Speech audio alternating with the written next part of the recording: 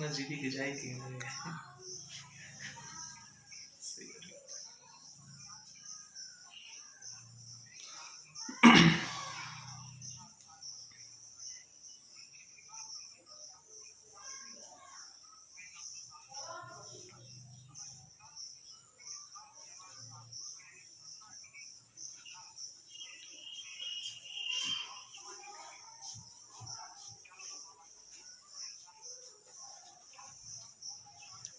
शुक्रिया शुक्रिया।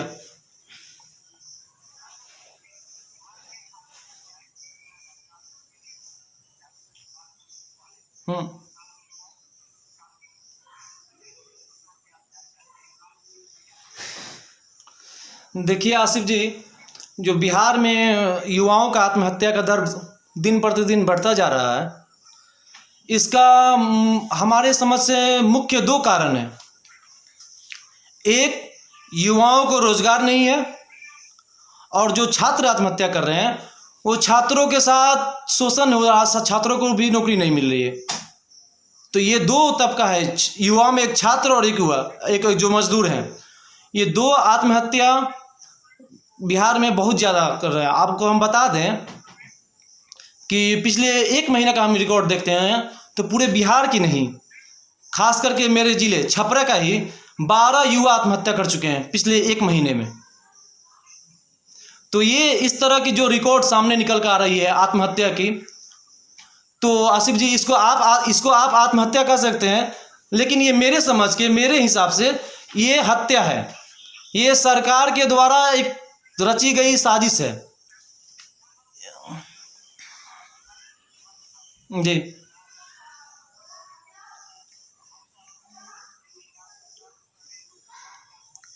बिल्कुल बिल्कुल।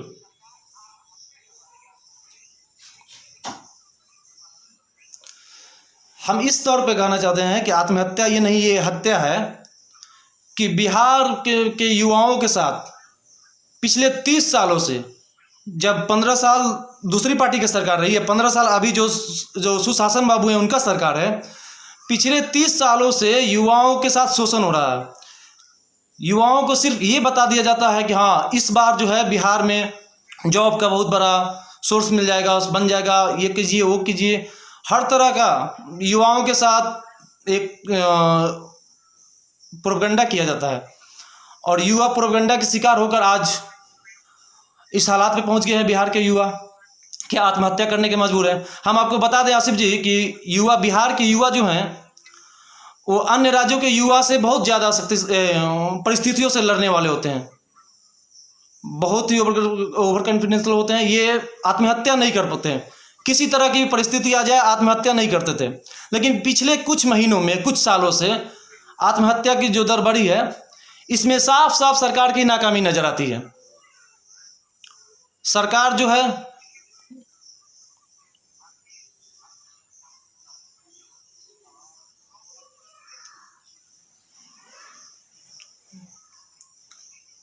जी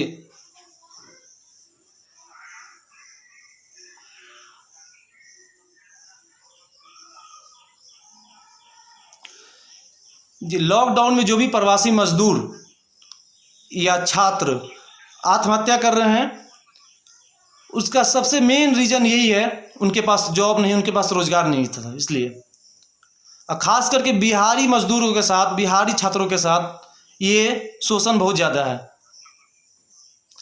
जैसे हम आपको बता दें कि पिछले 15 सालों में जो सरकार है वो आज तक बिहार में एक भी नया इंडस्ट्रियलाइजेशन के नाम पर कोई भी एक नया उद्योग लगा हो जिससे 1500 युवाओं को रोजगार मिल सके, वो नहीं हुआ है। होता बिहार में होता ये है छात्र के साथ, युवाओं के साथ, कि इंडस्ट्रियलाइजेशन के नाम पर, नौकरी के नाम पर उनसे पूरा वोट में सपोर्टिंग किया जाता है। फिर आने वाली सरकार जो है, हेलो सुन पा रहे हैं मेरे को?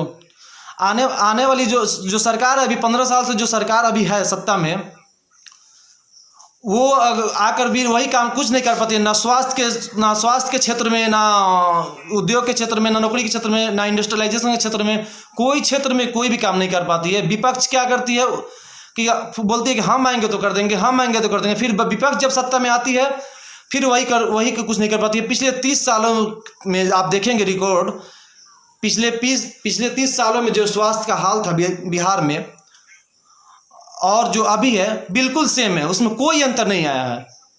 यहाँ तक कि जो पहले की जो कुछ शुगर मिल वगैरह थी, कुछ थे गोपालगंज वगैरह में, और भी बहुत सारे जो कुछ छोटे छोटे इंडस्ट्रीज थे जो बंद पड़े थे, उसको भी सरकार नहीं खोल पाई है कि जिससे कम से कम 1000-2000 बेरोजगार अपने राज्य में पनप सके।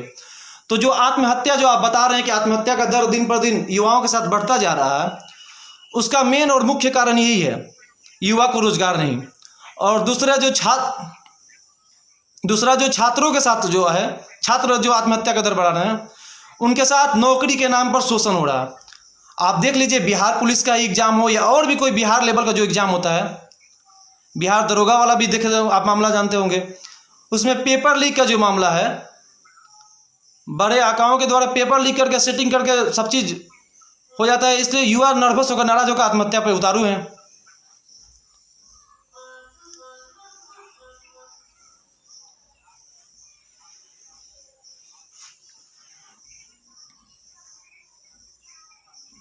बिल्कुल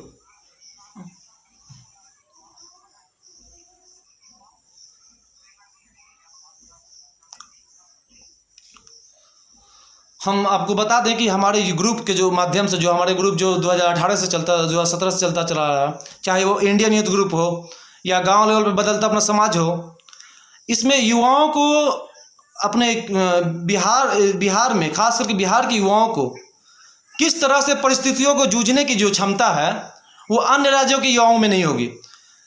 और वो जो क्षमता को टूटते नजर आने के कारण युवाओं को हम लोग यही मोटिवेट करते हैं, यही बताते चलते आए हैं कि किसी भी तरह की परिस्थिति हो, आप आत्महत्या ना करके, आप किसान के मजदूर के बेटे हैं, आप किसानी मजदूर करके अपने जीवन यापन करके हमें इस कुशासन की जो सरकार है उससे लड़ते हुए अपने हक की लड़ाई के लिए, अपने रोजगार के लिए, अपने छात्र हैं जो उसको नौकरी के लिए, हमको सारी परिस्थितियों को सामना करते हुए हमें लड़ने की ज़रूरत है, ना कि आत्महत्या करने की ज़रूरत है।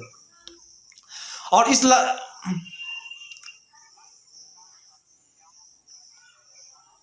जी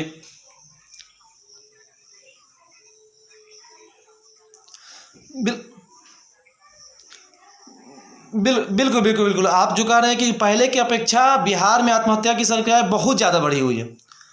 हम आपको बताएं, पिछले कुछ एक ही महीना का रिकॉर्ड बता रहे हैं, सिर्फ एक सारण जिले का ही, सारण डिस्ट्रिक्ट में सिर्फ 12 युवा आत्महत्या कर चुके हैं।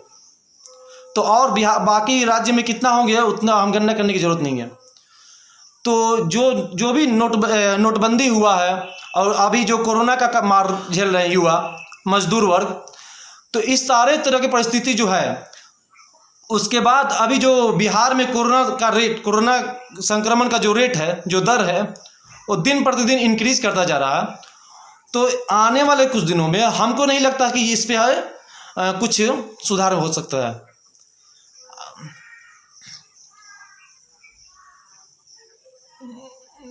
बिल्कुल बिल्कुल बिल्कुल हम आपको बता दें आसिफ जी कि ये आत्महत्या को मतलब कि अगर रोकना हो, युवाओं को एक स्टेबिलिटी चाहिए, युवाओं के बीच में, युवाओं को, छात्रों को एक स्टेबिलिटी, एक अच्छी अपने ज़िंदगी के बारे में सोचना चाहते हैं, तो उन्हें, क्योंकि बिहार जो है या अपना देश जो है युवाओं का देश ही है, सबसे ज़्यादा युवा पीढ़ी यहाँ पर रहते हैं।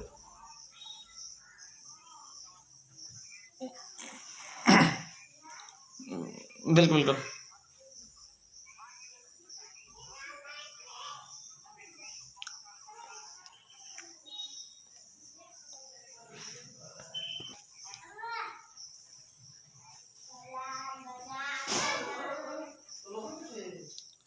देखिए बिहार में जो कोरोना का असर जो है,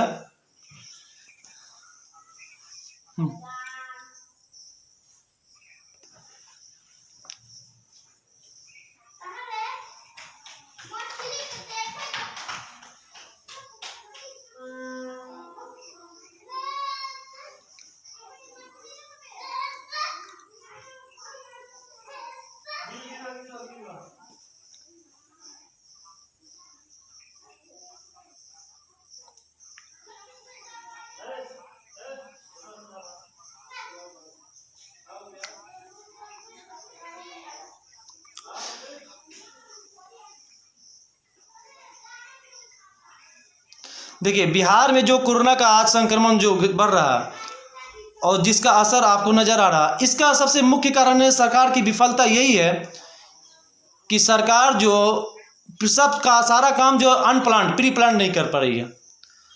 यहाँ जो टेस्टिंग का मामला हो, या कोरोना टेस्टिंग का हो बात हो, या लॉकडाउन की बात हो, जिस तरह जब लॉकडाउन लगाने का समय है, जब उस समय ये अनलॉक कर दे रही है, और अब जब शुरू में टेस्टिंग करना चाहिए था, उस टेस्टिंग को रोककर अब अंत में किया जा रहा है।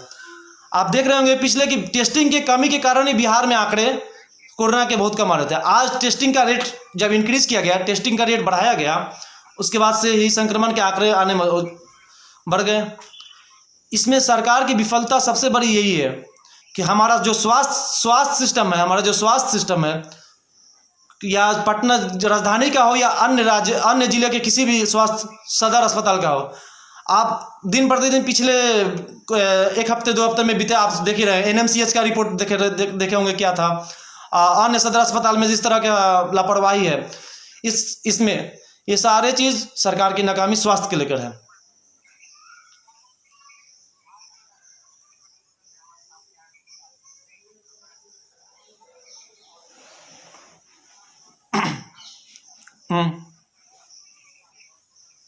बिल्कुल बिल्कुल।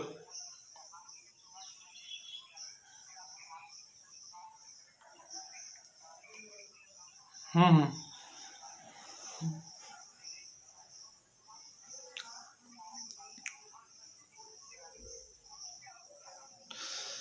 हम पहले ही आपको बता चुके हैं आसिफ जी कि ये जो सरकार की सारे जो स्वास्थ्य सिस्टम जो है, हमारे स्वास्थ्य सिस्टम की सारी विफलता नज़र आती है हमको। अन्य दिनों में भी जो नॉर्मल, अभी तो कोरोना का महामारी का मामला है, नॉर्मल दिनों में भी सरकारी अस्पताल का हालत ये है कि आप आए दिनों सुनते रहते होंगे कि यहाँ पे बाहर में एक तड़पता हुआ मजदूर मर गया, उसको ऑक्सीजन नहीं मिल पाया, उसको एम्बुलेंस नहीं मिल पाया।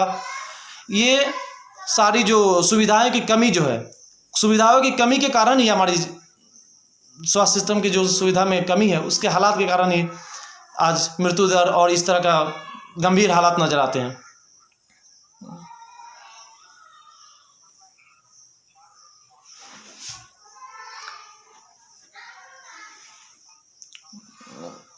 जी शुक्रिया। बिल्कुल बिल्कुल।